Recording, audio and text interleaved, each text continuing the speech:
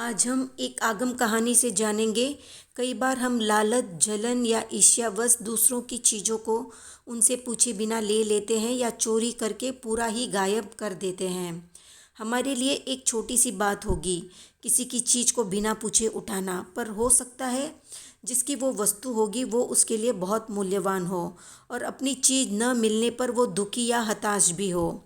अब देखने में ये बात कुछ खास भी नहीं लगती होगी किसी किसी को, पर इस एक छोटी सी चीज़ ने देवानंदा के भाग्य को दुर्भाग्य में बदल दिया। अगर उन्होंने वो एक कर्म अपने पूर्व जन्म में नहीं किया होता तो आज वो महावीर की माता के रूप में याद की जाती, पर एक छोटे से पाप कर्म ने उनकी जिंदगी से वो छीन लिया जिसके सपने हर माँ देखती है। देवानंदा ब्राह्मणी महावीर की माता, जिनके गर्भ से महावीर को निकाला गया और त्रिशला माता के गर्भ में रखा गया, तो गर्भ का संहरण हरिणगमेशी देव ने किया इंद्र के कहने पर। इंद्र को जब अपने विशिष्ट ज्ञान से पता चला कि आने वाले तीर्थंकर एक ब्राह्मण कुल की माता के गर्भ में है, तब उन्हें एक युक्ति से इसे बदलवाना पड़ा, क्योंकि तीर्थंकर हमेशा क्षत्रिय कुल में ही पैदा होते हैं। जब देवानंदा को ये बात पता चली तो उन्होंने कारण ढूंढा और पता लगाया आखिर भावी तीर्थंकर की माँ बनते बनते वो कैसे चूक गई।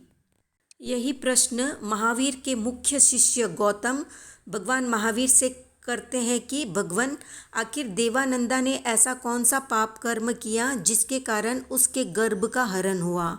तो महावीर कहते हैं देवानंदा ने अपने पूर्व जन्म में अपनी ही जेठानी का एक मूल्यवान रत्नों का हार चुराया था।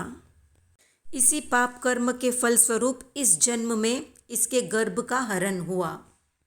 इसीलिए कहा जाता है बिना किसी को पूछे उसकी चीज़ की चोरी करना तो दूर, हाथ भी मत लगाओ। कर्म की नज़र 24/7 हम पर रहती है।